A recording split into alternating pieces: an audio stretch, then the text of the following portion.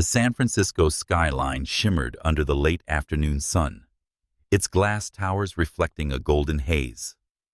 At the city's heart, the Brooks Energy Tower stood as a monument to innovation, its sleek design a testament to the ambitions of Ethan Brooks, a white American tech billionaire whose green energy empire had reshaped the industry. His pale skin, often flushed from the intensity of his work, contrasted with his sharp blue eyes, which seemed to pierce through problems with surgical precision. At 35, Ethan was driven by a vision to power the world sustainably, though his relentless pursuit often left him isolated atop his corporate throne. On the 32nd floor, Ethan stood in his office, staring at a holographic model of his latest solar cell prototype. His crisp white shirt clung to his lean frame sleeves, rolled up as he scribbled notes on a tablet. The room hummed with the quiet efficiency of cutting-edge technology, but a faint, acrid smell began to creep through the air vents. Ethan frowned, sniffing the air. Smoke. Before he could react, the fire alarms blared their shrill cries, slicing through the calm. Outside, the streets pulsed with chaos. Sirens wailed as fire trucks roared toward the towering inferno. Among the firefighters spilling from the engines was Mia Torres, an African-American woman whose dark skin glistened with sweat under her heavy gear. At 32, Mia was a veteran of Engine Company 12, her muscular frame honed by years of battling blazes. Her deep brown eyes, sharp and unyielding, scanned the building as flames licked the upper floors. She adjusted her helmet, her braided hair tucked neatly beneath it, and barked orders to her team. "Torres, you're on point," Captain Ramirez shouted over the roar of the fire. "Brooks is still inside 32nd floor. Move." Mia nodded, her heart pounding, but her focus razor-sharp. She grabbed her axe and oxygen tank, sprinting toward the entrance. The lobby was a haze of smoke glass crunching under her boots. The elevators were out of protocol in a fire, so she led her team to the stairwell, their heavy steps echoing in the concrete shaft. Each floor they climbed felt like a marathon, the heat intensifying as they ascended. By the 20th floor, the air was thick, the smoke stinging her eyes despite her mask. But Mia pressed on, driven by the lives depending on her. Inside his office, Ethan coughed, his lungs burning, as he crouched low to avoid the thickening smoke. Papers and electronics sparked around him, the fire spreading faster than he'd imagined possible. He'd tried the door, but the handle was scalding, and the hallway beyond was a wall of flame. Panic clawed at him, but he forced it down, his mind racing for a solution.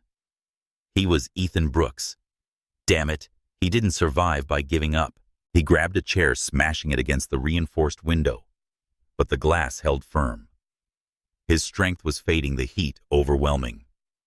Mia burst through the stairwell door on the 32nd floor, her team close behind. The hallway was an oven, flames curling along the walls. She scanned the layout, her training kicking in.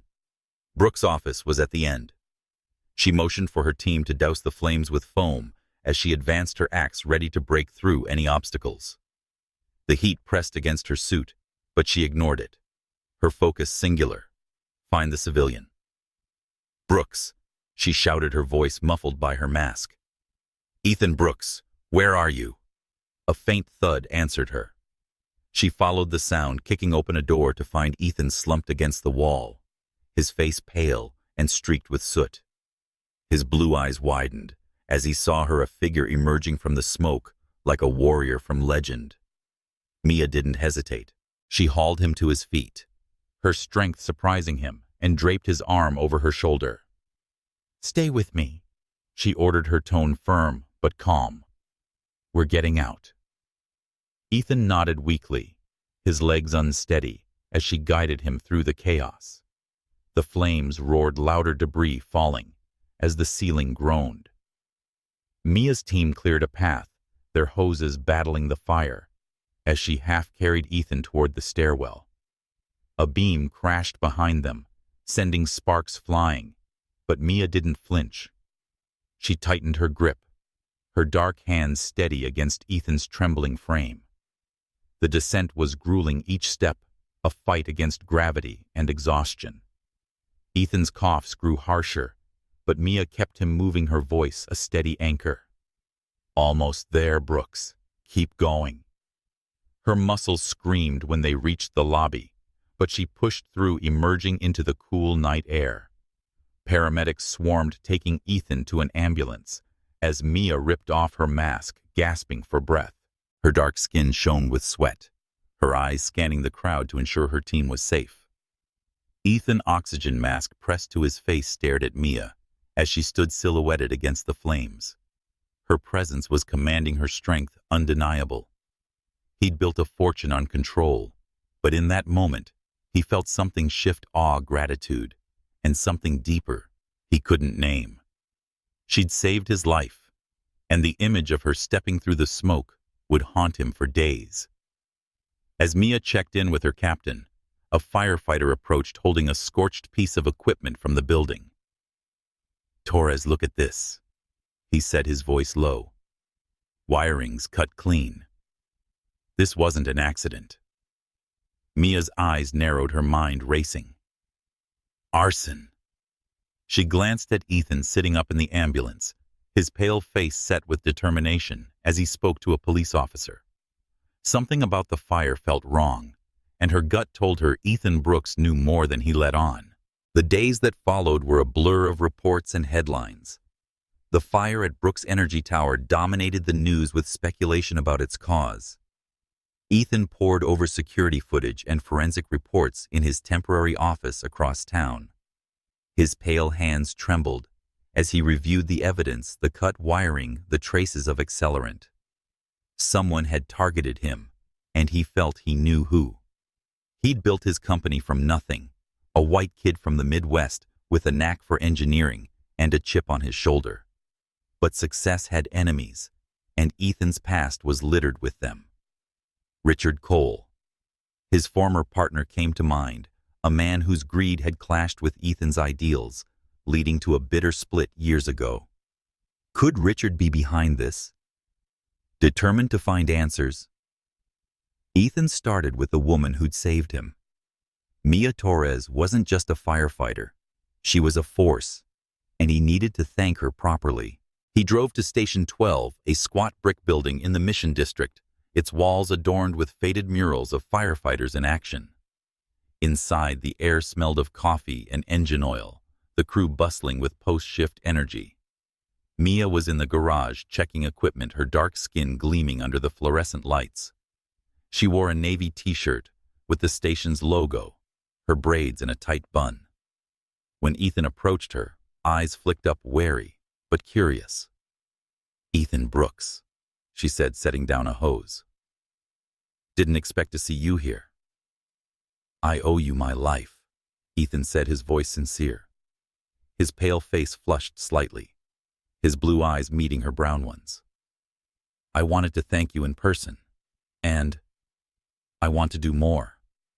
Your station could use new gear, right? I can fund it." Mia's brow arched, her expression guarded. "We don't need charity from tech bros looking to score PR points." Ethan bristled, but kept his tone even. "This isn't about PR. It's about doing right by the people who saved me." Their conversation was cut short by the station's alarm calling the crew to another fire. As Mia grabbed her gear, Ethan watched her go, his mind racing. She was sharp, distrustful, and fiercely independent, qualities that intrigued and challenged him. But as he left the station, a notification pinged on his phone, an anonymous email with a single line. The fire was just the beginning. Ask Mia Torres about the wiring. Ethan's blood ran cold. Someone was playing a dangerous game, and Mia was already caught. Mia returned to the station hours later, exhausted but adrenalized from the call. The fire had been small, but her mind was still on Ethan Brooks. His offer felt too good to be true, and her instincts screamed caution. She cleaned her gear and noticed a small USB drive labeled Torres tucked into her locker. Frowning, she plugged it into a secure laptop. The drive contained a single file, A report on the Brooks Energy Tower fire. It detailed the cut wiring, the accelerant, and a cryptic reference to Project Solstice, Ethan's flagship green energy initiative. Mia's heart sank. Was Ethan involved, or was he a victim? Either way, she was in too deep now. As she locked the station for the night, her phone buzzed with a text from an unknown number. "Stay away from Brooks, or you'll burn next." Mia's grip tightened on her phone, her dark eyes blazing with defiance. She didn't scare easily, but someone was watching her, and she was determined to find out who. The fire station smelled of burnt coffee and diesel, a familiar comfort to Mia Torres, as she hauled a crate of new hoses into the garage. Her muscles flexed under her navy work shirt, her movements precise, despite the long shift. Station 12 was her second home, its creaky floors and chipped paint as familiar as her apartment. But today her thoughts were elsewhere, on Ethan Brooks and the cryptic USB drive she'd found last night. The report linking his Project Solstice to the fire gnawed at her, raising questions she wasn't sure she wanted answered. Ethan, meanwhile, navigated the city in his sleek electric SUV, the hum of its motor a stark contrast to the chaos in his mind. The anonymous email about the wiring had kept him up all night, its words looping like a warning siren. He needed to talk to Mia to thank her again and understand why someone was dragging her into his mess. As he pulled up to Station 12, he adjusted his jacket, his movements deliberate, masking the unease that clung to him like smoke. Inside, Mia was mid-argument with her teammate Javier over a faulty regulator valve. She said, "This thing's older than my grandma," tossing it onto a workbench. "We're lucky it didn't blow in our faces last night." Javier chuckled, but his expression shifted as Ethan stepped into the garage. "Heads up, Torres. Your VIP's back." Mia turned, her eyes narrowing as Ethan approached. He carried himself with the confidence of a man used to getting his way, but there was a tension in his shoulders that hadn't been there before. "Brooks," she said, wiping her hands on a rag. "Twice in 1 week. People might think you're stalking me." Ethan gave a half-smile, undeterred. "I meant what I said about the gear. I've got a proposal. New equipment, upgraded trucks. Whatever your station needs. No strings." Mia crossed her arms, her stance firm. "No strings. That's not how it works with guys like you. What's the real angle?" "Polishing your image after the fire." Ethan's jaw tightened, but he kept his tone calm. "You saved my life, Mia. I'm not here to play games. Your station's underfunded, and I can help with that." "Why's that so hard to believe?" She shot back, "Because billionaires don't just hand out cash without wanting something. Your tower burns down, and now you're here playing hero smells like a PR stunt." The air between them crackled, their words sharp, but laced with a strange pull. Mia's defiance intrigued Ethan. She didn't bow to his name or wealth. And Mia, despite her skepticism, couldn't ignore the sincerity in his eyes, a flicker of something real beneath the polished exterior. Javier cleared his throat, breaking the tension. "Torres, hear him out. New gear could save our asses next time we're in a blaze." Mia shot Javier a look, but relented. "Fine. Lay it out, Brooks. What's your pitch?" Ethan outlined a plan. A $2 million grant for Station 12, covering state-of-the-art breathing apparatuses, thermal imaging cameras, and a new engine. He spoke precisely, detailing specs and timelines, but Mia's mind wandered to the USB drive. Project Solstice, the fire, the threat on her phone. She needed answers, not donations. "Sounds nice," she said when he finished, her tone neutral. "But why us? Why not every station in the city?" Ethan hesitated, then leaned closer, lowering his voice. "Because you walked through fire for me, Mia. I trust you. And I think you know this fire wasn't an accident." Her breath caught, but she kept her expression steady. "What makes you say that?" "I got an email. he said, his voice barely above a whisper. Someone mentioned you and the wiring. I don't know what it means, but I'm betting you do. Mia's pulse quickened, the USB drive, the text. And now this. Someone was weaving a net around them both. I don't know what you're talking about. She lied and tested him. But if you're digging into something dangerous, don't drag my team into it. Ethan held her gaze, unflinching. I'm not the enemy here, Mia. But someone is, and we're both targets. Before she could respond, the station's alarm blared, a harsh reminder of her reality. Duty calls, she said, grabbing her gear. We'll finish this later. As she raced to the truck, Ethan watched, his mind racing. She was tough and guarded, but a spark in her drew him in, a strength he hadn't expected. He needed her trust, but more than that, he wanted it. Mia sat in her apartment, the USB drive open on her laptop that night. The report was damning. Project Solstice, Ethan's flagship solar tech, had been linked to the tower's electrical system. A failure in its prototype could explain the fire, but the cut wiring suggested sabotage. She cross-referenced the data with public records, her fingers flying over the keyboard. One name popped up: Richard Cole, Ethan's former partner, ousted from Brooks Energy years ago after a falling out. Her phone buzzed again, another text from the unknown number. Digging too deep. Torres. Back off. Her jaw clenched, but she didn't reply. Instead, she called Javier. You know anything about Richard Cole? She asked, keeping her voice low. Cole. That sleaze who used to run with Brooks, Javier said. Heard he's been bad-mouthing Ethan ever since they split. Why? Just a hunch, Mia said, hanging up. She didn't trust Ethan, but she trusted her gut, and it was screaming that Cole was involved.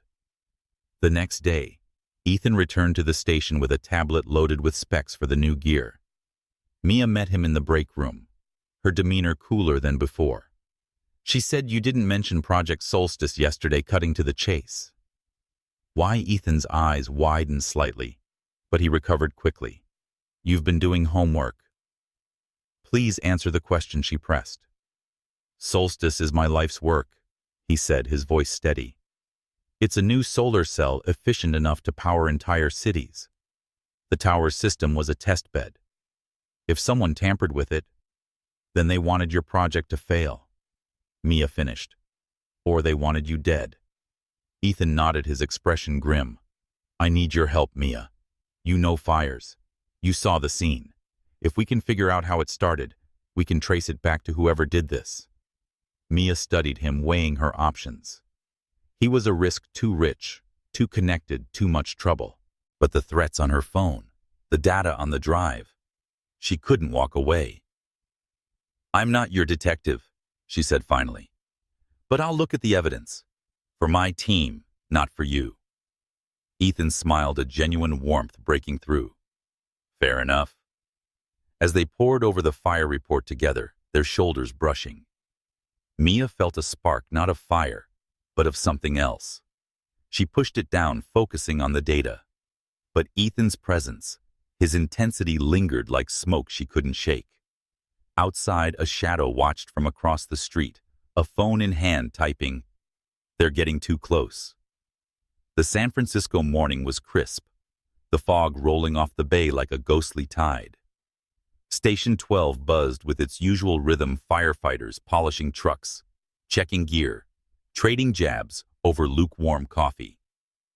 Mia Torres leaned against a workbench in the garage, her eyes fixed on her phone, rereading the threatening text from the unknown number. Digging too deep. Torres. Back off. Her jaw tightened, but she shoved the phone into her pocket as Javier approached, his boots scuffing the concrete. Javier said, You look like you're plotting a heist, tossing her a rag. What's up? Mia caught the rag, wiping her hands absent-mindedly, and just thinking about the Brooks fire. Something's off. Javier raised an eyebrow. Off? How you still hung up on that billionaire? She shot him a look. It's not about him. The wiring was cut, Javi. That's no accident. He whistled low. Arson. That's above our pay grade, Torres. Let the investigators handle it. Mia didn't respond. Her mind was already elsewhere. The USB drive she'd found in her locker sat heavy in her thoughts, its data pointing to Richard Cole, Ethan Brooks's former partner. She hadn't told Javier about the drive or the texts yet. Trust was hard-earned even among her crew, and she needed more before dragging them into this. Across town, Ethan Brooks sat in his temporary office, a sleek loft in Soma, cluttered with monitors and prototypes. His fingers tapped restlessly on a glass desk as he scrolled through news articles. The headlines were brutal. Brooks Energy fire raises, safety concerns. Tech mogul's green dream goes up in smoke. His company's stock had dipped 8% overnight, and whispers of negligence were gaining traction. Ethan's gut churned, not from the financial hit, but from the growing certainty that someone was orchestrating this. His phone buzzed with an encrypted email, no sender name, just a subject. Look closer. Attached was a grainy photo of a man in a hooded jacket near the Brooks Energy Tower, the night of the fire, holding what looked like a canister. Ethan zoomed in, his pulse quickening. The figure's face was obscured, but the jacket had a distinctive logo, a stylized flame. He'd seen it before years ago on equipment tied to Richard Cole's side ventures. Ethan's fist clenched. Richard. He needed to talk to Mia. She was sharp, fearless, and she'd hate to admit it, already tangled in this mess. Grabbing his jacket, Ethan headed for Station 12, determined to convince her they were on the same side. At the station, Mia was in the break room when Ethan walked in, his presence drawing curious glances from the crew. He carried a tablet and a determined look, his tailored jacket starkly contrasting the station's gritty chaos. Mia stood arms crossed, her expression guarded. Back again, she said. You're starting to look like a regular. Ethan said, I've got something you need to see, keeping his voice low. He handed her the tablet, and the photo of the hooded figure was displayed. This was sent to me this morning. That logo, see it? It's tied to Richard Cole, my old partner. Mia studied the image, her eyes narrowing. The flame logo matched a detail from the USB drive's report buried in a list of equipment suppliers. You're saying Cole's behind the fire? It's possible, Ethan replied. He's got motive. We split years ago over disagreements. He's been gunning for me ever since. Mia handed back the tablet, her mind racing. The USB drive, the text, now this photo. It was too much to be a coincidence. But trusting Ethan meant stepping into his world, which was a risk. Why bring this to me? Go to the police. Because you were there, Ethan said, his voice intense. You saw the fire, the wiring. You know what it takes to pull something like that off. And he hesitated, then leaned closer. Whoever sent me this mentioned you by name. Mia's stomach twisted. She hadn't told him about the texts or the drive, but the noose was tightening. What do you want? Brooks. Should I play detective for you? I want us to figure this out together, he said. Someone's targeting us both. You can't ignore that. Before Mia could respond, Captain Ramirez poked his head into the room. Torres, a word. She followed him to his office, Ethan lingering behind. Ramirez shut the door, his weathered face grim. You're getting too close to Brooks, he said. The crew's talking and I'm hearing rumors. People are saying you're mixed up in his business. Mia bristled. I'm not mixed up in anything.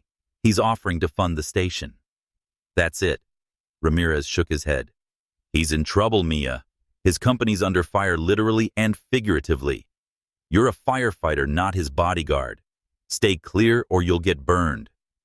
Mia nodded, but her mind was elsewhere. Ramirez was right. Ethan was a liability. But she couldn't walk away because of the threats, the data, the photo. Someone was pulling strings. Mia sat at her kitchen table that night, the USB drive plugged into her laptop. The report detailed Project Solstice's specs revolutionary solar tech that could disrupt the energy market.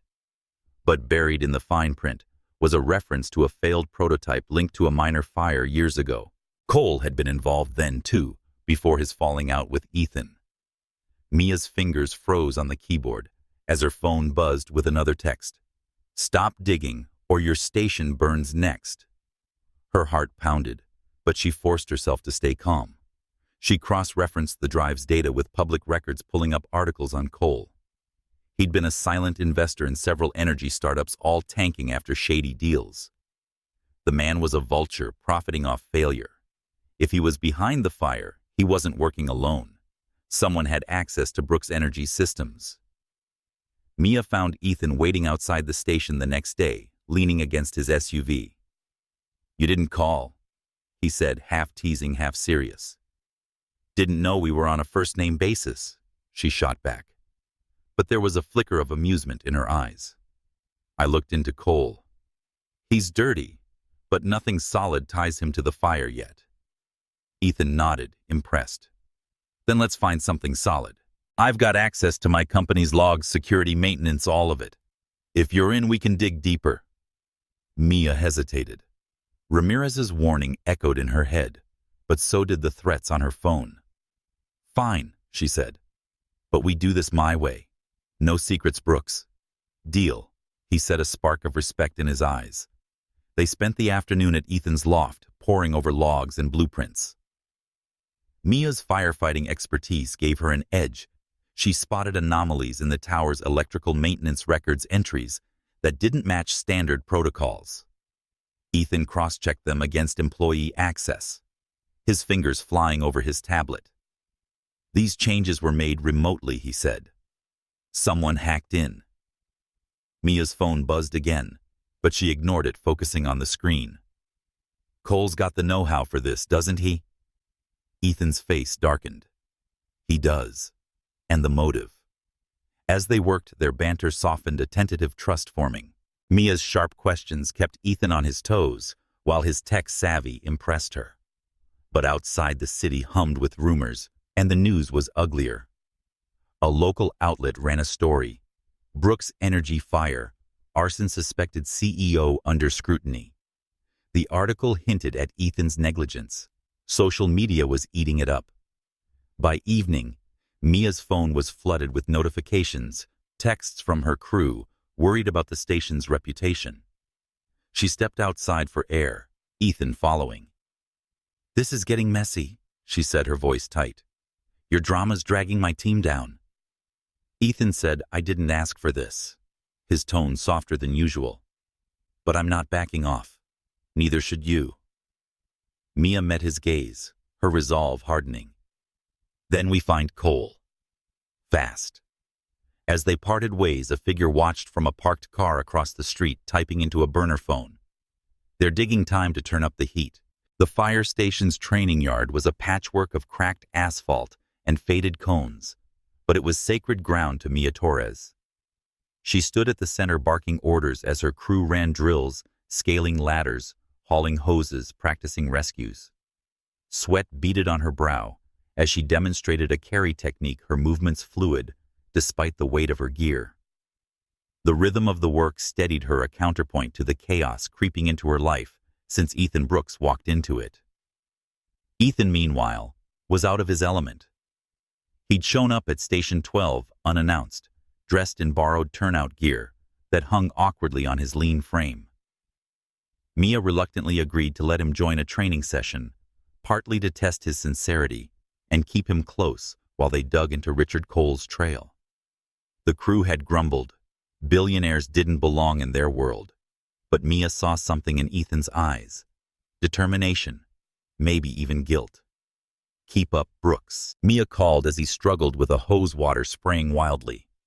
The crew snickered, but Ethan grinned, wiping water from his face. "Learning curve steep," he said, his voice muffled by the effort. "But I'm not quitting." Mia shook her head, hiding a smirk. He was stubborn, she'd give him that. As the drill ended, she pulled him aside, her tone serious. "Why are you really here? This isn't your world." Ethan caught his breath, his eyes meeting hers. "I lost someone once. A friend in a fire. It was years ago, a lab accident. My tech failed him. That's why I'm obsessed with green energy, why I'm here. I owe it to him to get this right." Mia's expression softened, but only for a moment. "That's a nice story, but it doesn't explain why you're playing firefighter. You want my help with coal, fine. But don't waste my team's time." "I'm not." Ethan said, his voice firm. "I'm learning. From you. From them. If I fight this, I need to understand what you do." Before Mia could respond, the station's alarm blared a massive fire at one of Ethan's solar panel factories on the city's outskirts. The crew scrambled, Mia barking orders as they piled into the trucks. Ethan hesitated, then grabbed his borrowed gear. "I'm coming." "No way," Mia snapped. "Civilians, stay put." "It's my factory," Ethan said, his jaw set. "I know the layout. I can help." Mia cursed under her breath but nodded. "Stay behind me and do exactly what I say." The factory was a hellscape when they arrived. Flames roared from the roof, black smoke billowing into the dusk. Forklifts and crates burned the air thick with the stench of melting plastic. Mia led her team in, Ethan trailing close, his eyes wide but focused. The crew split up, some tackling the blaze with hoses, others searching for trapped workers. Mia and Ethan navigated a maze of machinery, her thermal imaging camera guiding them through the smoke. "Stay low!"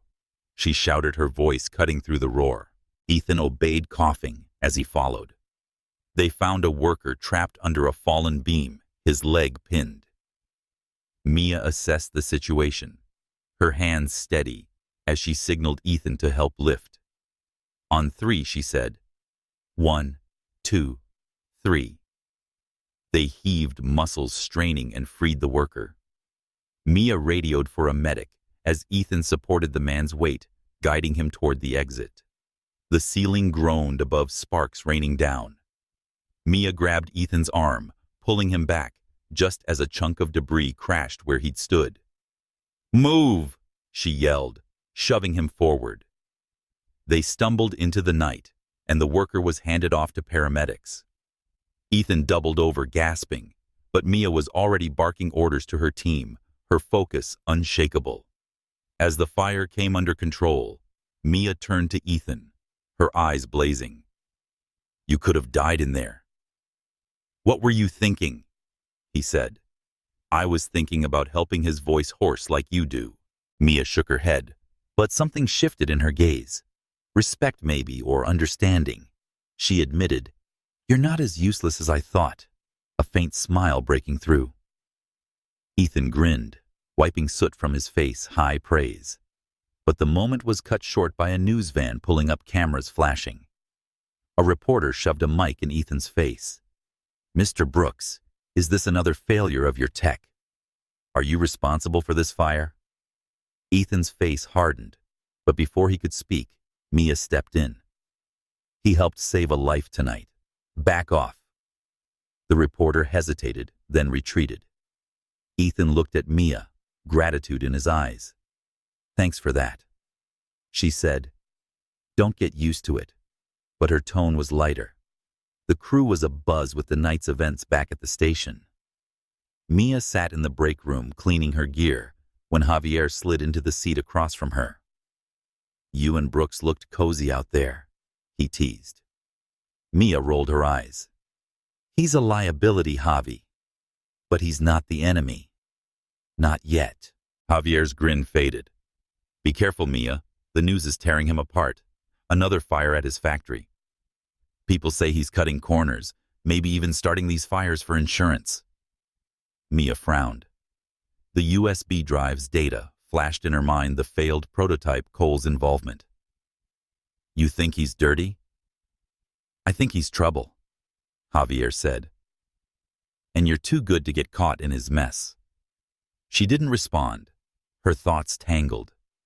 Ethan's story about his friend and his willingness to risk his life tonight didn't add up with the rumors. But the texts, the drive, the photo. Someone was playing a long game. The next morning, Ethan showed up at the station with a stack of blueprints and a grim expression. The factory fire wasn't an accident, he said, spreading the plans on a table. Same MO as the tower cut wiring accelerant traces. Cole's fingerprints are all over this. Mia studied the blueprints, her firefighting instincts kicking in. This was deliberate. The fire started in the storage bay where your solstice panels were kept. Someone wanted to destroy your tech. Ethan nodded, his eyes dark. And my reputation. The news is killing me. Another hit like this and my company's done. Mia met his gaze, her resolve hardening. Then we need proof, hard evidence, not just photos and hunches. You got access to the factory's security feeds. Already pulled them, Ethan said, handing her a USB drive, not unlike the one she'd found in her locker. But we need to move fast. Whoever's doing this isn't stopping. As they worked, their heads bent over the table, Mia felt the distance between them shrink. Ethan's intensity, his refusal to back down, mirrored her own. But outside, the city was turning against him. Social media exploded with hashtags, #BrooksBurns, #GreenFraud. Another text hit Mia's phone. He's going down, and you're next. She deleted it, her jaw set. Let's get to work, she said, her voice steady. We're taking Cole down before he burns anything else. Across town, a figure in a flame-logoed jacket watched the news, a burner phone in hand, typing. They're not stopping time to hit harder. The San Francisco dawn broke gray and heavy, the city shrouded in fog that clung to the streets like a lingering doubt. Mia Torres stood outside Station 12, her breath visible in the chilly air as she checked her phone. Another threatening text had arrived overnight. You're playing with fire, Torres. Drop it. She deleted it. Her jaw tight, but the words gnawed at her. The evidence against Richard Cole was mounting cut wiring accelerant traces, a flame-logoed jacket, but it was all circumstantial. And Ethan Brooks, the man at the center of this storm, was either a victim or a mastermind. Mia wasn't sure which. Inside the station, the crew was subdued, the factory fire still fresh in their minds. The news had spun it into a scandal, painting Ethan as a reckless CEO whose green tech was a danger to the city. Mia overheard Javier muttering to another firefighter about Brooks's mess, dragging the station's name through the mud. She ignored them, focusing on the security footage Ethan had sent her from the factory.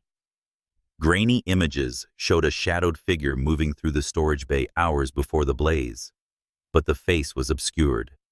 It wasn't enough. Ethan arrived at the station mid-morning, his usual polish replaced by a haggard edge.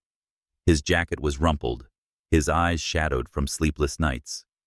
He carried a laptop and a stack of printouts, his determination undimmed despite the headlines tearing into him. Got something new, he said, finding Mia in the break room maintenance logs from the factory. Someone accessed the system remotely, the same as the tower. Mia took the printouts, her fingers brushing his. She pulled back, focusing on the data.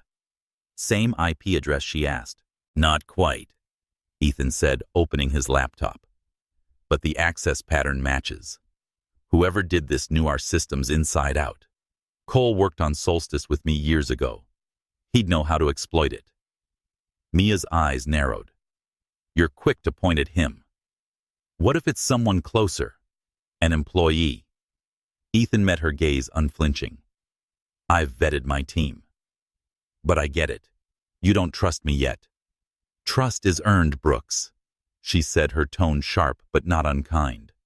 And right now your name's on every news channel, not in a good way. He nodded, accepting the jab. Then let's find the truth. Together. Before they could dive deeper, the station's alarm blared another fire, this time at a warehouse in Hunters Point, owned by a Brooks Energy subsidiary. Mia's stomach sank. This was no coincidence. She grabbed her gear, Ethan following without hesitation. "You're not coming," she said, blocking his path.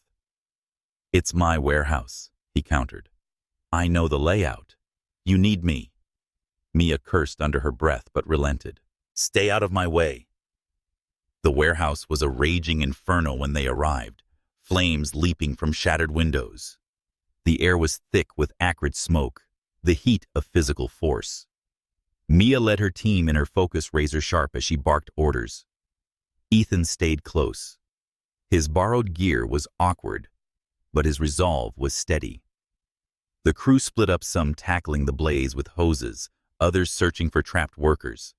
Inside the warehouse was a labyrinth of crates and machinery, the fire spreading faster than expected. Mia's thermal imaging camera guided her through the smoke, Ethan at her side. They found a worker pinned under a collapsed pallet, his cries barely audible over the roar. Mia assessed the situation, her hands steady as she signaled Ethan to help lift. "On my count," she said. 1, 2, lift. They heaved, muscles straining, and freed the worker. Ethan supported his weight, guiding him toward the exit as Mia cleared a path. The ceiling groaned, debris raining down. Mia grabbed Ethan's arm, pulling him out of harm's way, just as a beam crashed. "Move!" she shouted, her voice cutting through the chaos. They stumbled outside, handing the worker to paramedics. Ethan coughed, his lungs burning, but he stayed upright, his eyes locked on Mia as she directed her team. Her strength, her fearlessness, it hit him harder than the smoke.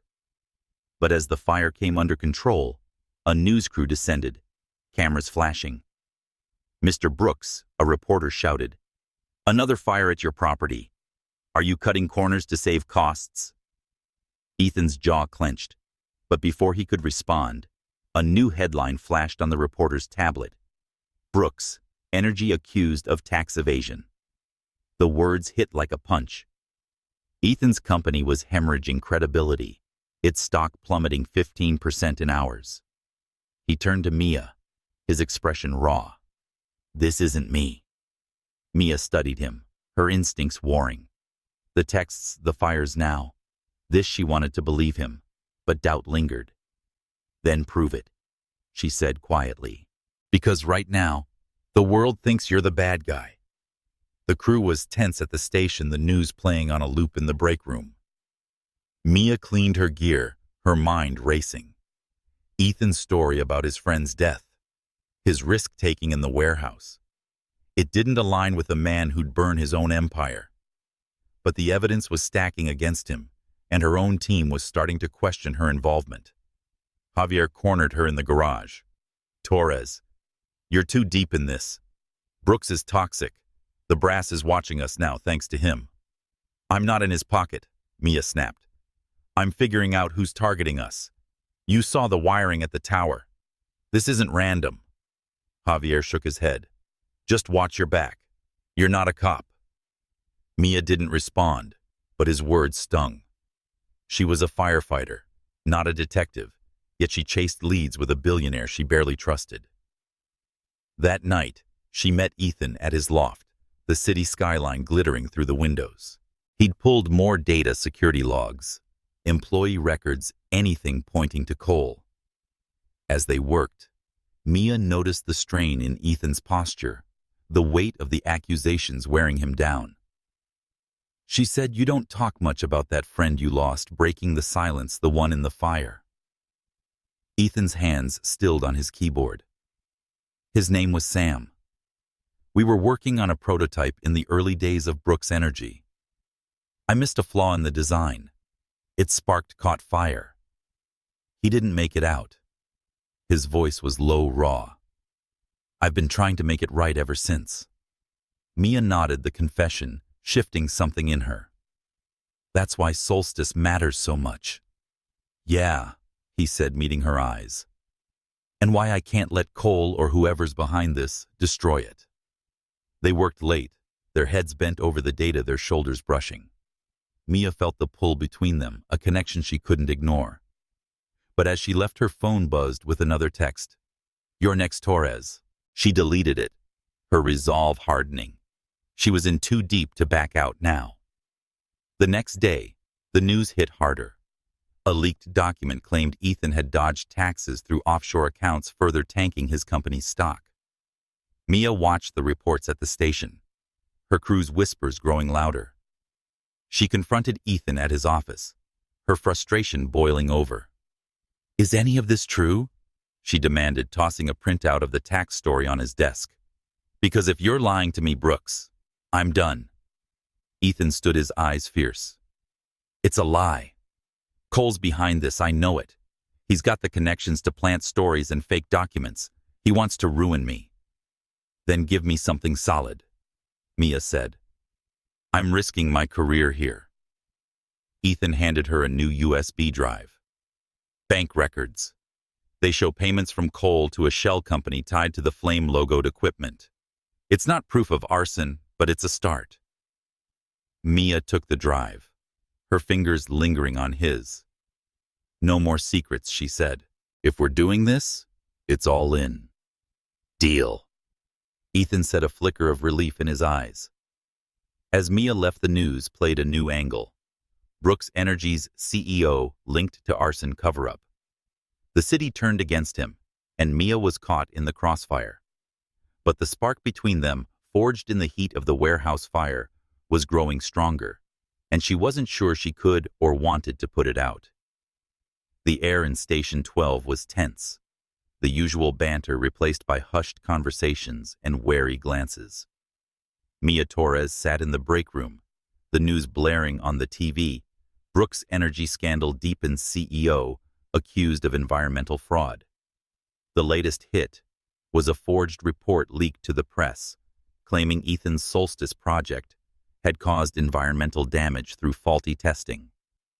Mia's crew watched in silence, their trust in her wavering as her connection to Ethan drew scrutiny. Mia muted the TV, her hands steady despite the storm in her mind.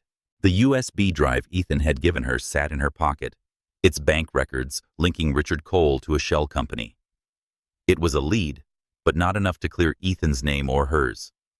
The threatening texts hadn't stopped the latest one arriving that morning. "You'll pay for siding with him." She hadn't told Ethan about the threats not wanting to fuel his recklessness, but the weight was wearing her down. Ethan, meanwhile, was holed up in his loft, his team scrambling to contain the PR disaster. The forged report was meticulous, citing fake data on Solstice's environmental impact. Ethan's analysts traced the leak to an anonymous server, but he knew Cole's handiwork when he saw it.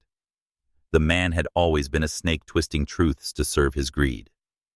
Ethan's phone buzzed with a new email, but there was no sender. "Give up Solstice or it worsens." Attached was a photo of Mia leaving the station, unaware she was being watched. Ethan's blood ran cold. He grabbed his keys and headed for Station 12, his mind racing. Mia was in danger because of him. He couldn't let that stand. Mia was checking equipment at the station when Ethan burst in, his urgency drawing stares from the crew. "We need to talk," he said, pulling her to a quiet corner. "Someone's watching you. I got a photo sent to me." Mia's stomach twisted as he showed her the image. She stepped out of the station last night, her face clear in the streetlight. She admitted, "This is from the same people sending me texts," her voice low. "They've been threatening me since the tower fire." Ethan's eyes darkened. "Why didn't you tell me?" She snapped. "Because I handle my own problems." But her tone softened. "But yeah, we're doing this together now. What's your next move?" "We expose Cole," Ethan said. "Your bank records tie him to the equipment used in the fires. We've got him. Can we link that to the forged report?" Mia nodded, but doubt lingered. "Cole's not stupid. He's covering his tracks. We need more." Before they could plan further, Captain Ramirez called Mia into his office. "You're on thin ice." "Torres," he said, his voice gruff. "The brass is asking questions about your involvement with Brooks. They're talking suspension if this gets worse." Mia's chest tightened. but she kept her expression neutral. "I'm doing my job, Captain. Nothing else." "Then, keep it that way." Ramirez said no more side quests with billionaires. Back in the garage, Mia found Ethan waiting, his laptop open. He said, "I hacked into the shell company's server, keeping his voice low. Found invoices for the flame-logoed equipment signed by Cole himself. He hired a contractor to plant the tower and factory accelerant." Mia's eyes widened. "That's the link we needed. But we can't just hand this to the police, it'll get buried in red tape. We need to go public." Ethan hesitated. "That's risky. The media's already slaughtering me. Another leak could backfire. Then we control the narrative," Mia said, her resolve firm. "We release the invoices, the photos, everything. Let the public decide who's the villain." Ethan studied her, a spark of admiration in his eyes. "You're relentless, you know that." She learned it in the fire, and a faint smile broke through. They spent the afternoon crafting a press release, compiling the evidence into a damning package. Mia's firefighting instincts guided her. She knew how to cut through the noise, just like cutting through smoke. Ethan's tech expertise filled in the gaps, tracing digital footprints to solidify the case against Cole. As they worked, their banter flowed, the tension easing into something warmer, more familiar. But the news struck again that evening. A new report, this time with falsified emails, claimed Mia had taken bribes from Ethan to cover up his company's failures. The story hit social media like wildfire, with hashtags like #corruptfirefighter trending. Mia's crew turned cold, their trust fraying. Javier pulled her aside, his face grim. "Is this true, Torres?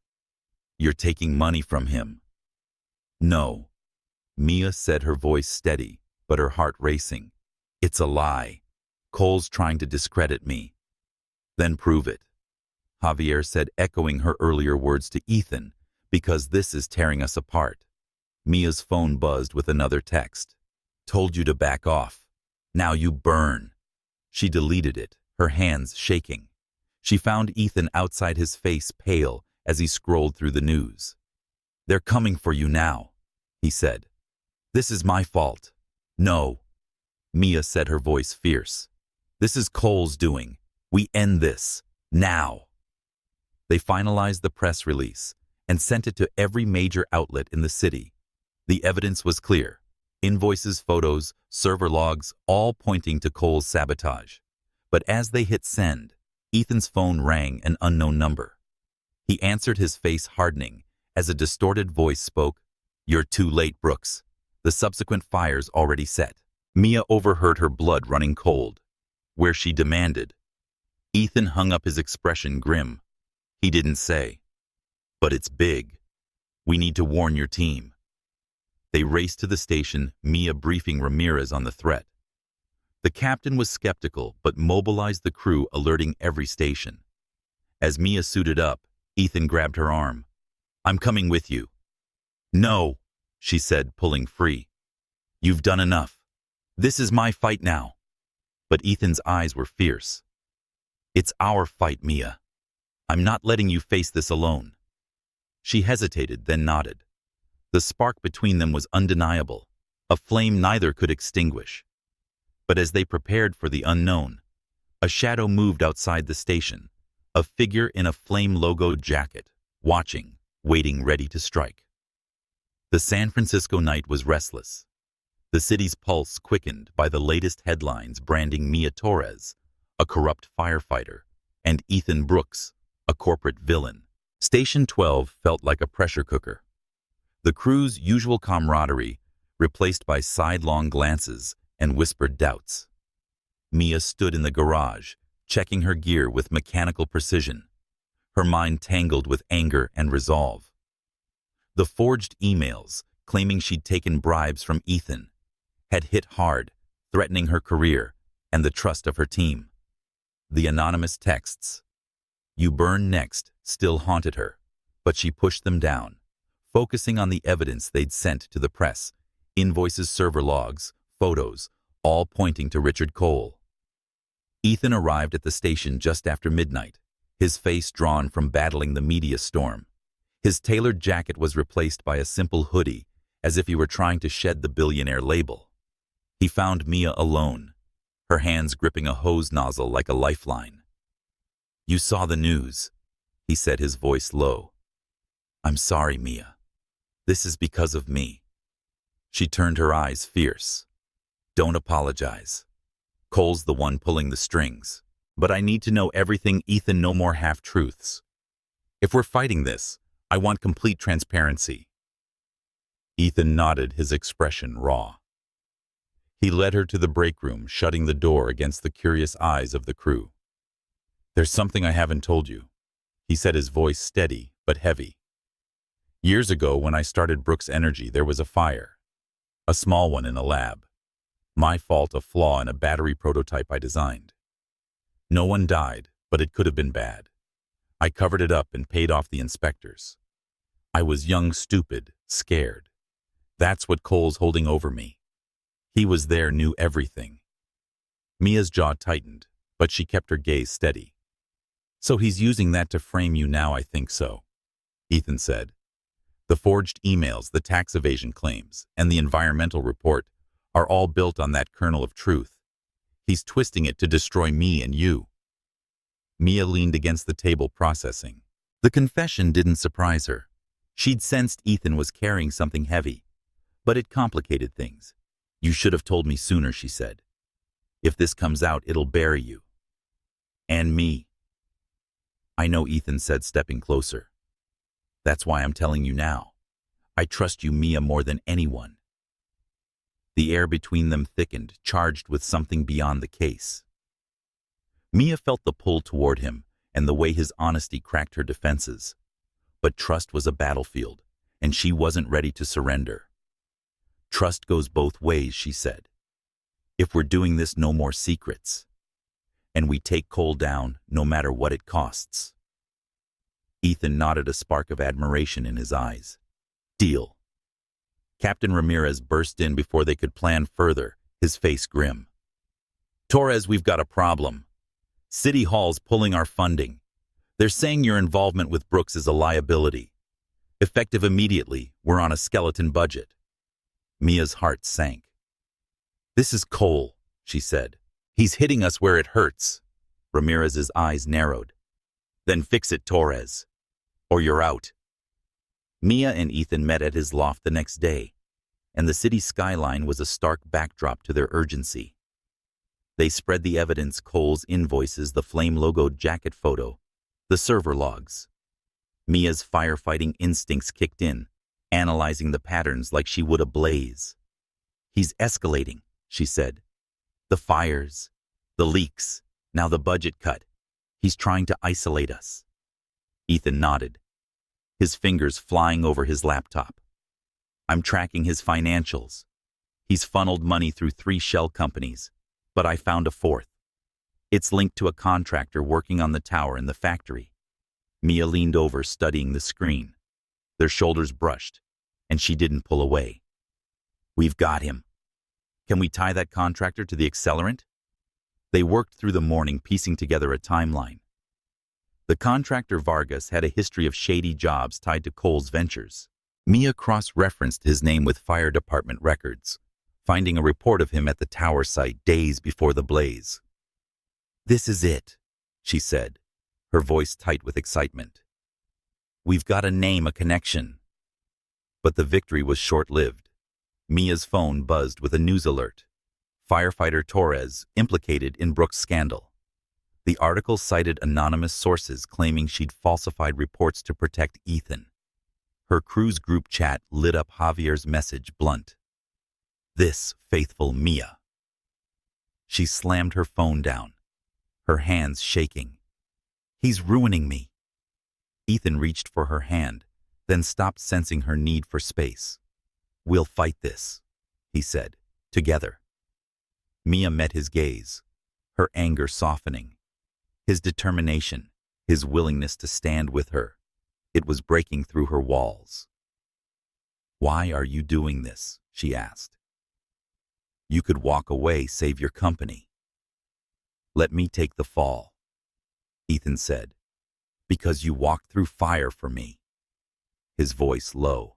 And because I care about you, Mia, more than I should. The confession hung between them, raw and unguarded. Mia's breath caught her heart racing. She wanted to push back to keep her distance, but the truth was undeniable. She felt it too. She said, "We can't do this." But her voice lacked conviction. "Not now." "I know," Ethan said, stepping back. "But when this is over, we're talking about it." Mia nodded, her resolve firm, but her heart unsteady. They returned to the evidence, their focus sharper than ever. By evening, they had a solid case: Vargas's payments, Cole's signatures, a trail leading back to the fires. They sent an updated press release to every outlet, demanding an investigation into Cole. But as Mia left the loft, her phone buzzed again. "You're out of time, Torres." Attached was a photo of Station 12 taken that night. Her blood ran cold. Cole wasn't just coming for her. He was coming for her team. The next morning, Mia briefed her crew, ignoring their wary looks. "We're on high alert," she said. "Someone's targeting us. Check every inch of this station, wiring, alarms, everything." Javier pulled her aside after. "This is on you, Mia. You brought Brooks into our house and now we're paying for it." "I'm fixing it," she said, her voice fierce. "Trust me." But trust was crumbling, and Mia felt it. She met Ethan at a coffee shop away from prying eyes. "Station's at risk," she said. "We need to end this now." Ethan nodded, his laptop open. "Vargas is the key. I found his address. We confront him and get a confession." Mia hesitated. "That's dangerous. He's Cole's guy." Ethan said, "Which is why we do it together." His eyes locked on hers. "You're not alone in this, Mia." She nodded, the weight of his words settling in her chest. They were partners now, bound by more than just evidence. The city churned with rumors as they planned their next move, and Cole's shadow loomed larger. Mia's phone buzzed again. Last warning. She deleted it, her hand steady. She was done running. The San Francisco skyline burned red as dusk settled the city, unaware of the inferno about to erupt. Mia Torres stood outside Station 12. Her gear checked and rechecked, her mind on the address. Ethan had uncovered a rundown apartment in the Tenderloin, where Vargas, Cole's contractor, lived. The evidence against Cole was solid, but incomplete without a confession, and Vargas was their best shot. Mia's phone had been silent since the last threat, but the quiet felt ominous, like the calm before a blaze. Ethan pulled up in his SUV, his face set with determination. He'd traded his hoodie for a dark jacket, his usual polish replaced by a raw intensity. "Ready?" he asked, stepping out. Mia nodded, her jaw tight. "We get in, get answers, get out. No heroics, Brooks." He gave a half smile. "You're the hero, Torres. I'm just along for the ride." They drove to the Tenderloin, the city's underbelly, starkly contrasting Ethan's high-tech world. Vargas's building was a crumbling relic, its halls reeking of mildew. Mia led the way, her firefighter's instincts keeping her alert. They knocked on Vargas's door, but no answer came. Ethan picked the lock, a skill he admitted learning in his less polished days, and they slipped inside. The apartment was a mess, littered with takeout containers and blueprints. Mia spotted a flame-logoed jacket on a chair matching the one from the tower fire photo. "Jackpot," she whispered, snapping a picture. But before they could search further, her phone blared with the station's emergency tone, a high-rise fire downtown, massive with civilians trapped. "We have to go," Mia said, her heart racing. "Vargas can wait." Ethan hesitated, then nodded. "I'm with you." The high-rise was a glass and steel giant, its upper floors engulfed in flames. Smoke poured into the night sirens, wailing as fire trucks converged. Mia's crew was already on the scene, and Captain Ramirez was barking orders.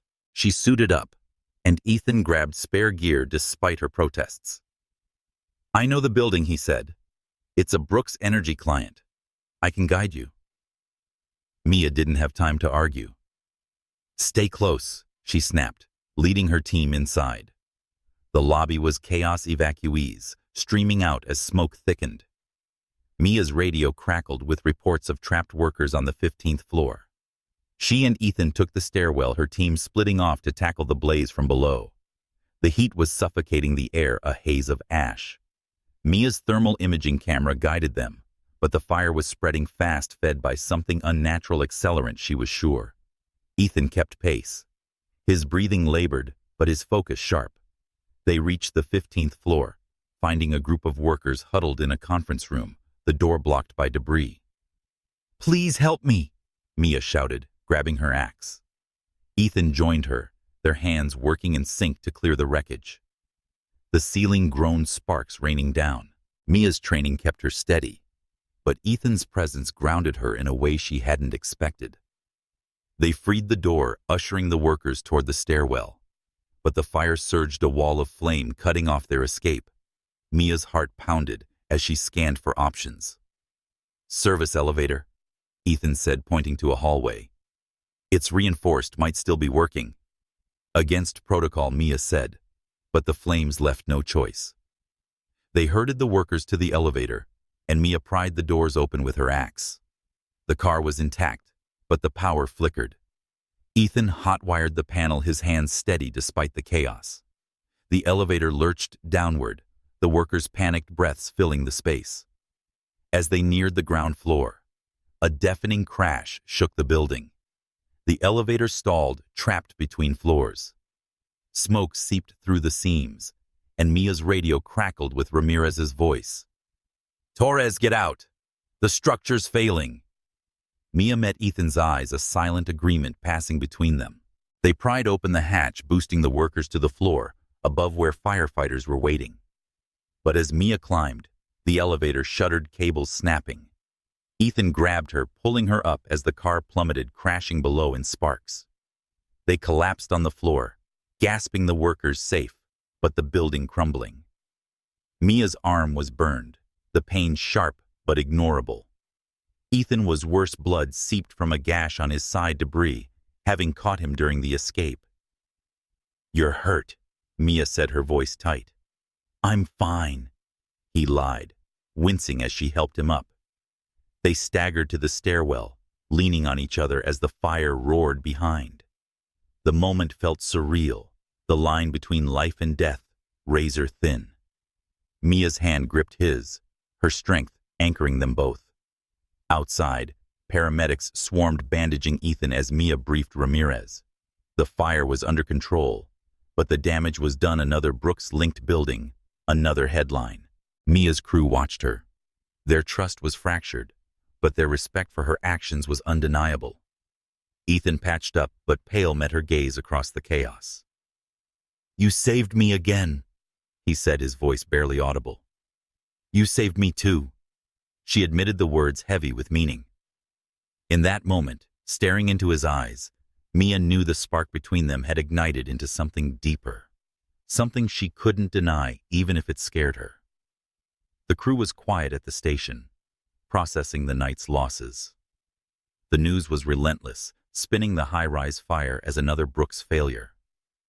Mia found Ethan in the break room, his side bandaged, his laptop open. He said, "They're saying I caused this," his voice hollow. "Cole's winning." "Not yet," Mia said, sitting beside him. "We've got Vargas's jacket and the invoices. We're close." Ethan looked at her, his expression raw. "I almost lost you tonight. I can't. I won't let that happen again." Mia's heart skipped, but she kept her voice steady. "Then, we finished this for both of us." They worked through the night, piecing together the final evidence. The high-rise fire bore the same markers: cut wiring, accelerant, and Cole's signature. But as dawn broke, Mia's phone buzzed with a new text. "You survived. He won't." Attached was a photo of Ethan taken during the fire, his face clear in the flames. Mia showed it to Ethan, and her resolve was hardening. Cole's not just after your company, she said. He's after you. Ethan nodded, his eyes fierce. Then let's bring him down. As they planned their next move, the city stirred, unaware of the battle raging in its shadows. Mia and Ethan were bound now, not just by justice, but something more substantial, a flame that burned brighter than the fires they fought. The San Francisco morning was heavy with fog, muffling the city's hum as Station 12 stood quiet, its crew grappling with the fallout of the high-rise fire. Mia Torres sat in this break room, her eyes fixed on a cracked coffee mug, her mind racing. The latest news cycle was brutal. Headlines screamed of her alleged corruption, claiming she'd taken bribes from Ethan Brooks to cover up his company's failures. The forged emails planted by Richard Cole had shredded her reputation, and her crew's trust hung by a thread. Her phone silent since the last threatening text. You survived. He won't felt like a ticking bomb in her pocket. Ethan was across town in his loft, and the city skyline was a gray blur through his windows. His side ached from the gash he'd sustained in the high-rise fire, but the pain was nothing compared to the weight of his company's collapse. Brooks Energy's stock had plummeted another 20%, and investors were pulling out. The forged environmental reports and tax evasion claims tied to Cole had painted him as a pariah. But the photo of Mia in the fire, sent with the latest threat, burned in his mind. Cole wasn't just after him, he was targeting her, and Ethan couldn't let that stand. He drove to Station 12, his SUV cutting through the fog, and his mindset was on one goal: end this. Mia met him in the garage, her expression guarded, but her eyes sharp. You look like hell, she said, noting his bandaged side. Feel like it too, Ethan replied, managing a grim smile. But we're close. The jacket from Vargas's place, the invoices, and the server logs are enough to nail Cole. We need to tie it to him publicly. Mia nodded, her jaw tight. The press isn't on our side. They're eating up Cole's lies. And now they're saying I'm in your pocket. Ethan's fists clenched. I saw. It's my fault you're doing this. No. Mia said, her voice firm. It's Cole's. But we need more than evidence. We need Vargas to talk. They agreed to confront Vargas again, but before they could plan, Captain Ramirez stormed in. Torres. You're benched, he said, his voice like gravel. City Hall's pushing for your suspension. They say you're too close to Brooks. Mia's heart sank, but she stood tall. I'm not dirty, Captain. You know that. I know, Ramirez said, softening slightly. But you're playing a dangerous game. Step back or you'll lose everything. Mia didn't respond, and her resolve was hardening. She couldn't step back, not with Cole threatening her team station or life. She turned to Ethan. We hit Vargas tonight. No waiting. Ethan nodded, his eyes meeting hers with a shared intensity. Let's do it. That evening they returned to Vargas's apartment, the Tenderloin's neon lights flickering through the fog. The door was ajar, the apartment trashed furniture, overturned papers scattered. Mia's instincts screamed ambush, but they pressed inside, finding a laptop left open on a table. Ethan hacked in, his fingers flying as Mia kept watch. The screen revealed emails between Vargas and Cole, and explicit orders to plant accelerants at the tower factory and high-rise. It was the smoking gun they needed. But as Ethan downloaded the files, a new email popped up, which was sent minutes ago. Brooks and Torres are done. Lay the final nail. Attached was a forged document claiming Mia had falsified fire reports to protect Ethan, complete with fake signatures. It was set to hit the press in hours. Mia's blood ran cold. He's trying to bury me for good. Ethan grabbed her hand, his grip steady. We'll beat him to it. We release everything now. They returned to Ethan's loft, compiling the evidence into a public statement. Mia's firefighting precision guided their approach, ensuring every detail was airtight. Ethan's tech expertise formatted the release, embedding the email's invoices and photos. They sent it to every major outlet demanding an investigation into Cole's sabotage. But as they hit send, Mia's phone buzzed with a new text. "You'll regret this." She showed it to Ethan, her voice steady despite the threat. He's scared. That means we're close. But the news broke faster than they expected. The forged document hit first, flooding social media with hashtags like @Torres bribed and Brooks cover-up. Mia's crew texted her their messages, a mix of anger and betrayal. Javier's was the sharpest. "You lied to us, Mia. We're done." Mia's chest tightened, but she pushed it down. "We need to find Vargas," she said. "He's the key to proving this." Ethan hesitated, his eyes searching hers. "You're risking everything, Mia. Your job, your team. I know." She cut in, her voice fierce. "But I'm not letting Cole win, not after what he's done to us." Ethan nodded, a flicker of something more profound in his gaze. "Admiration, maybe love. Then we do this together." They tracked Vargas to a warehouse in Oakland, a lead from his laptop's GPS data. The building was a hulking shadow, its windows dark. Inside, they found Vargas packing a bag, his movements frantic. Mia stepped forward, her voice commanding and going somewhere. Vargas froze, his eyes darting. "I don't know anything." "We've got your emails," Ethan said, holding up a printout. "You worked for Cole. You set the fires." Vargas's shoulders slumped, his defiance crumbling. "He paid me," he admitted, his voice low. "Said Brooks was a fraud and needed to be stopped. I didn't mean for it to go this far." Mia recorded his confession on her phone, her heart pounding. "Who else is involved?" she demanded. Vargas shook his head. "Just Cole. He's got the money, the connections. But he's not alone. Someone's backing him, someone big. I don't know who." Before they could press further, headlights flashed outside. Vargas bolted, disappearing into the shadows. Mia and Ethan gave chase, but he was gone, swallowed by the night. They returned to the loft, the confession a victory, but not enough to clear their names. The next morning, the press release hit, exposing Cole's emails and Vargas's role. The public response was mixed. Some outlets called for Cole's arrest. Others doubled down on Mia and Ethan's guilt. Mia's suspension was confirmed, and her badge was stripped pending investigation. She stood outside Station 12, her crew avoiding her eyes, and felt the weight of her choices.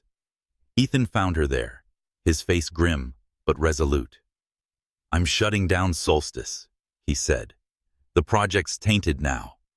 If it saves you and your team, it's worth it." Mia stared at him, stunned. "That's your life's work." "You're worth more," he said, his voice raw. "Your station, your crew, they need you. I can rebuild." Mia's throat tightened, the spark between them flaring. She wanted to argue, to push him away, but his sacrifice broke something in her. "We're not done," she said instead. "We've got Vargas's confession. We keep fighting." Ethan nodded, his hand brushing hers. "Together." But as they walked away, a news alert flashed on Mia's phone. "Richard Cole denies allegations, vows to sue Brooks Energy." The fight was far from over, and Cole's shadow loomed larger than ever. The San Francisco air was thick with tension, the city buzzing with the fallout of Mia and Ethan's press release. Station 12 was a ghost town, its crew on edge, as Mia's suspension left a void. She sat in her apartment, the forged emails and headlines replaying in her mind. Vargas's confession was a start, but Cole's counterattack, denying everything, threatening lawsuits, had muddied the waters. Her phone stayed silent. No new threats, but the quiet felt like a trap. She needed to move, to fight, to reclaim her life. Ethan was in his loft, his team scrambling to salvage what was left of Brooks' energy. Shutting down Project Solstice had been a gut punch, but he stood by it. If it protected Mia and her station, it was worth the cost. The press release had gained traction, with some outlets digging into Cole's past, but the public was divided. Hashtags like #JusticeForTorres clashed with #BrooksFraud, and Ethan felt the weight of every accusation. But Mia's strength, her refusal to back down, kept him grounded. He couldn't let her fight alone. He called her, his voice urgent. "We need to go public again. Vargas's confession isn't enough. We need to show the world Cole's the villain." Mia agreed, meeting him at a neutral spot, a quiet cafe in the Mission District. They sat in a corner, laptops open, plotting their next move. Mia's firefighting instincts guided their strategy. Control the narrative, contain the damage, extinguish the lies. "We release the confession," she said. "Video, audio, everything. Let people hear Vargas in his own words." Ethan nodded, his tech savvy kicking in. "I'll amplify it, social media, live streams, every platform. But we need to be ready for Cole's response. He's got someone bigger behind him, like Vargas said." Mia's eyes narrowed. "Then we draw them out. Make Cole panic." They edited the confession into a tight video, overlaying it with the emails, invoices, and photos. Ethan used his network to push it to influencers, journalists, and activists, bypassing the mainstream outlets Cole had in his pocket. Mia drafted a statement, her words raw but powerful, calling for justice, not just for her, but for every firefighter caught in Cole's web. They uploaded it at midnight, and the video went viral within hours. The response was electric. Protesters gathered outside Cole's office demanding answers. Social media erupted with support and #takedown. Cole trended alongside #TorresTruth. By morning, the police announced an investigation into Cole's financial dealings, citing the evidence Mia and Ethan had provided. Vargas's confession was the linchpin, his voice echoing across the city. But Cole struck back. A press conference aired live, his polished demeanor unshaken. "These accusations are baseless," he said, holding up forged documents of his own. "Brooks and Torres are desperate, fabricating lies to save themselves." He hinted at a powerful ally protecting him. A cryptic jab that sent a chill through Mia. She and Ethan watched from his loft, the city skyline a backdrop to their tension. "He's not bluffing," Mia said. "Vargas mentioned a backer, someone's pulling strings." Ethan's jaw tightened. "Then we find them. I've got to contact a hacker who can dig into Cole's communications. If there's a trail, we'll follow it." Mia nodded, but her heart was heavy. Her suspension had left her crew short-handed, and the station's budget cuts were biting harder. She missed the weight of her gear, the rush of a call, the unity of her team. Ethan sensed her turmoil, reaching for her hand. "You're not alone in this," he said. "We'll get your life back." Mia didn't pull away.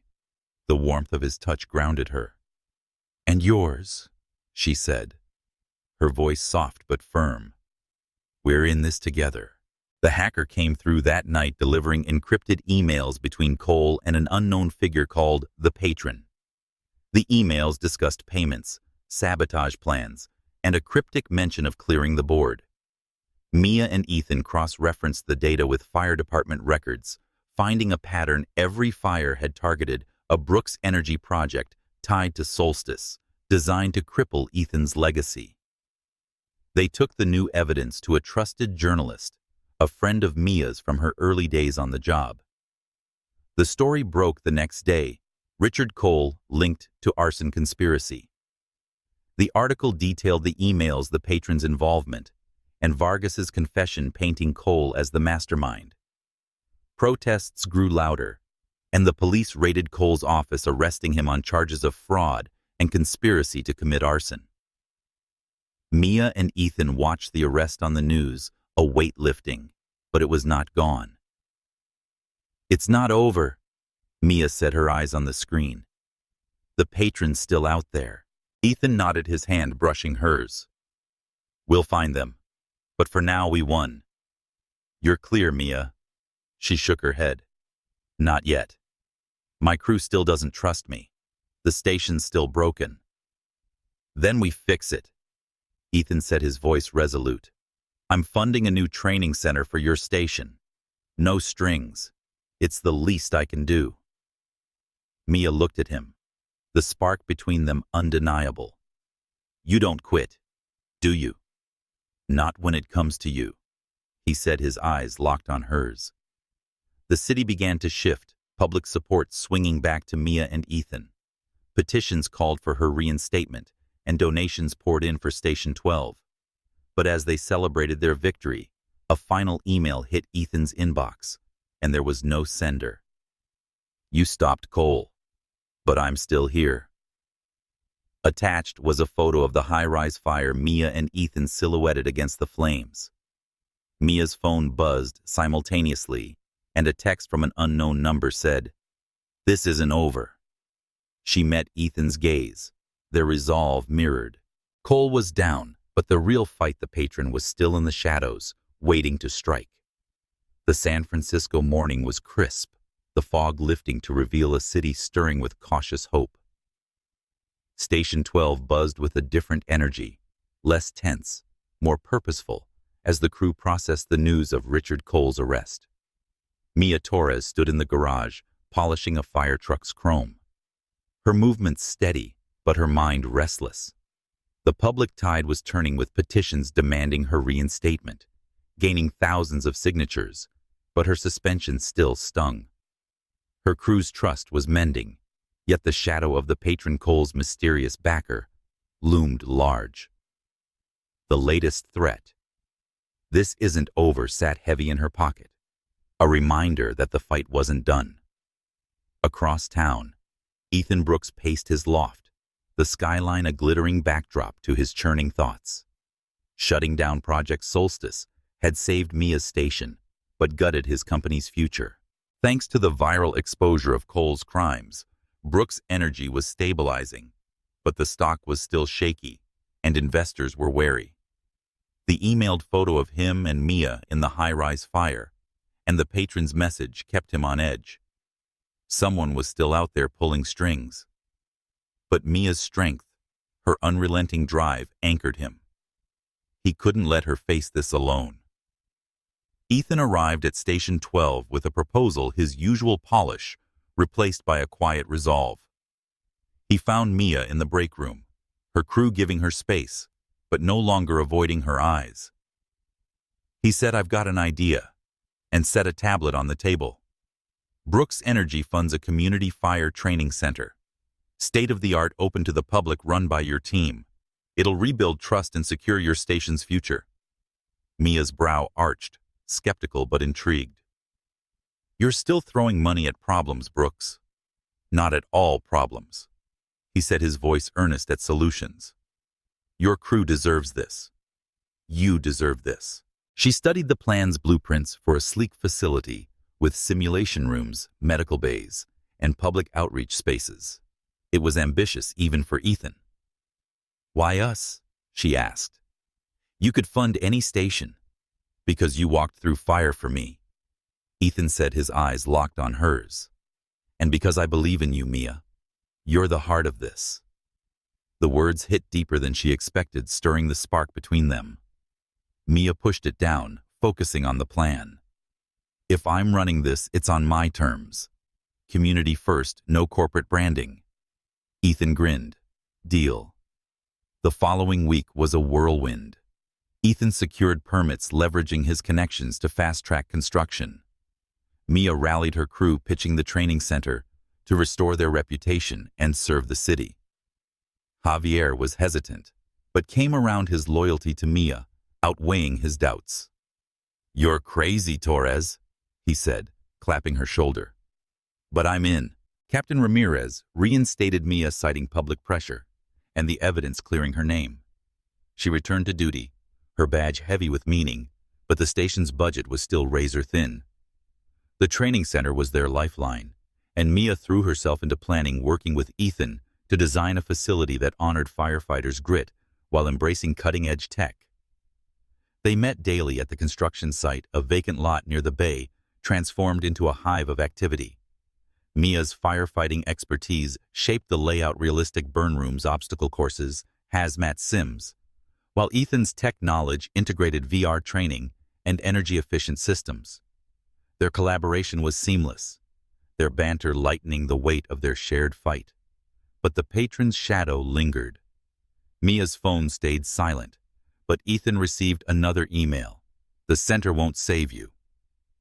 Attached was a blueprint of the construction site, marked with an X on the main training hall. "We're being watched," Mia said, her voice low as they stood on the site, workers hammering in the background. "The patron's still out there." Ethan nodded, his jaw tight. "I've got my hacker digging into Cole's contacts. If we can trace the patron, we can end this." Mia met his gaze, the spark between them flaring. "You're risking a lot, Ethan. Your company's barely holding on." "So are you," he said, stepping closer. "But we're stronger together." She didn't pull away. The air between them charged. The construction site hummed, but it was just them. For a moment, two people bound by fire trust, and something more profound. Mia broke the silence, her voice firm. "Let's finish this center. Then we hunt the patron." The training center took shape over weeks, its steel frame rising against the bay. Mia's crew trained volunteers teaching basic firefighting and first aid, rebuilding community ties. Ethan poured millions into the project, deflecting media attention to focus on the cause. The public responded, donations flooding in, hashtags like #Torres Triumph trending. Mia's suspension was officially lifted, and she was named director of the center, a role she accepted with fierce pride. At a press conference announcing the center's progress, Mia and Ethan stood side by side, their presence a united front. Mia spoke first, her voice clear. "This isn't about us. It's about the city and the people who trust us to keep them safe. This center will train heroes, save lives, and honor every firefighter who's ever run into the flames." Ethan followed, his tone steady. "Brooks Energy is committed to this city. We've made mistakes, but we're here to make it right, starting with this." The crowd cheered, cameras flashing. For the first time, the narrative shifted entirely in their favor. But as they stepped off the stage, Mia's phone buzzed with a text. "Nice speech. Enjoy it while it lasts." Ethan's email pinged simultaneously, and a new message appeared. "The center's a target. Step back or it burns." Mia's heart raced, but she kept her expression neutral. "They're desperate," she said, showing Ethan the text. "That means we're winning." He nodded, his hand brushing hers. "We'll protect this, together." They doubled security at the site, installing cameras and hiring guards. Mia's crew ran nightly patrols, their trust in her solidifying as the center neared completion. Ethan's hacker traced the patron's emails to an encrypted server in Eastern Europe, but the trail went cold. Ethan said, "Whoever they are, they're deep in the shadows," frustration lacing his voice. Mia didn't flinch. "Then we shine a light. We open the center and show the city what we're made of. They want to scare us. We'll scare them back." Mia and Ethan stood on the site the night before the opening, the finished center gleaming under floodlights. Its glass facade reflected the bay, a symbol of resilience. "We did this," Mia said, her voice soft but proud. "We're not done," Ethan set, his eyes on her. "But yeah, we did well." The spark between them burned brighter, a flame neither could ignore. As they walked away, the city watched, unaware of the shadow still stalking them, waiting for its moment to strike. The San Francisco sun broke through the morning clouds, casting a golden glow over the new community fire training center. The lot by the bay was alive with energy. Hundreds gathered for the grand opening, their cheers mingling with the hum of news drones overhead. Mia Torres stood at the podium, her firefighter's uniform crisp, her badge gleaming with pride. As director, she'd poured her heart into this place, a beacon of hope for a city scarred by fires and lies. Her crew flanked her, their faces a mix of pride and relief, their trust in her restored. But the weight of the patron's last threat, the center's a target, kept her senses sharp. Ethan Brooks stood nearby, his presence quieter than usual, letting Mia take the spotlight. His company had funded the center, but he'd insisted it bear no Brooks Energy branding, a gift to the city, not a corporate flex. The past weeks had been brutal. Project Solstice's shutdown, the ongoing hunt for the patron, the relentless media scrutiny. Yet standing here watching Mia address the crowd, he felt a clarity he hadn't had in years. She was why he kept fighting the flame that lit his path. Mia's speech was direct, her voice carrying over the crowd. This center isn't just brick and glass. It's a promise to train to protect, to rebuild. Everyone can be part of that. We're not just firefighters. We're your neighbors, protectors, and family. The crowd roared and signs waved with Mia Torres triumph and #SF saves. Ethan stepped up next, his words brief but heartfelt. This is for San Francisco, for the heroes who run toward danger, for Mia Torres, who's shown us what courage really means. As applause thundered, Ethan caught Mia's eye, a shared spark passing between them. But the moment was cut short by a commotion at the crowd's edge. A man pushed forward, his face haggard, his clothes worn. Mia tensed, her instincts flaring, but he raised his hands, non-threatening. "I need to speak," he said, his voice hoarse. "To you, Torres. To Brooks." Security moved in, but Mia waved them off. "Let him talk." The man stepped onto the stage, and the crowd hushed. "My name's Danny," he said, his eyes darting. "I worked for Cole low-level, running errands, planting stuff. I was at the tower fire, the factory. I didn't know it'd go this far." His voice broke. "I'm done with that life. I want to make it right." Mia's heart pounded, but she kept her voice steady. "What do you know about the patron?" Danny hesitated, glancing at the crowd. Not a name, but a deal. Cole was paid to tank Brooks Energy to ruin Solstice. Someone big wanted it gone, someone in the energy game. I don't know who, but they're watching, and always watching.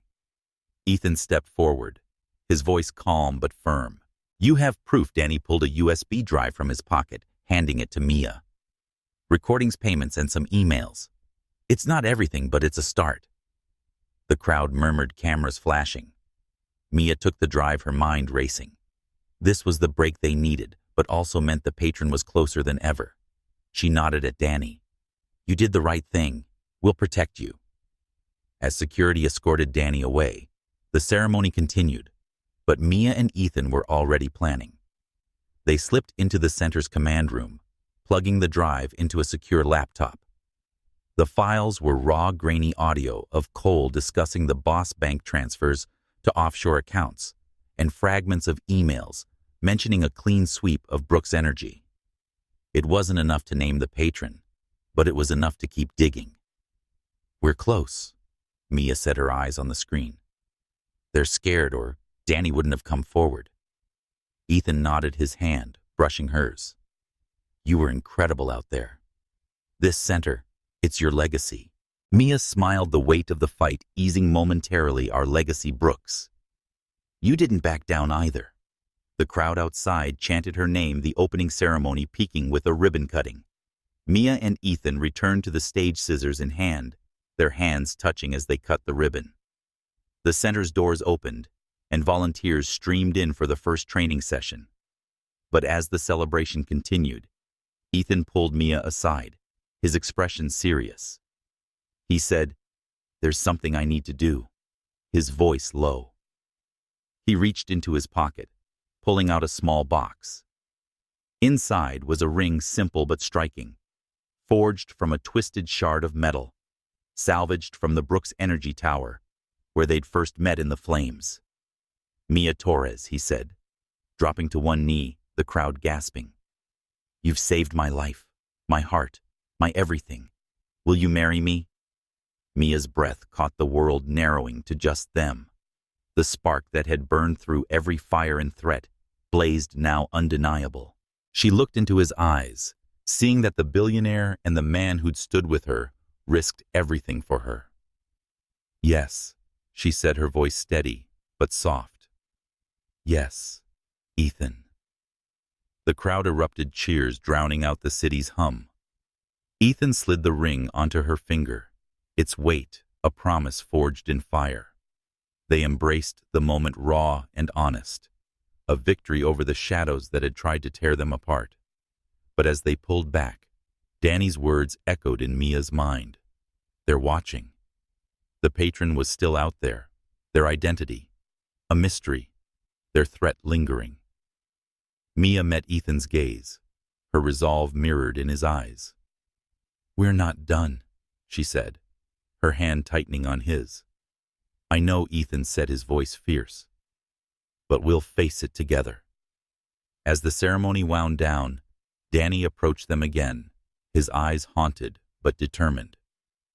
"I'm training here," he said. "I want to be better. For my kid, for me. Thanks to you." Mia nodded, pride swelling. "You're one of us now." The center hummed with life, the city rallying around it. But in the shadows, a figure watched, a burner phone in hand, typing, "They think they've won. Let them." The patron's game wasn't over, and Mia and Ethan knew it. Their love, their fight, their flame, it would burn eternal, ready for whatever came next.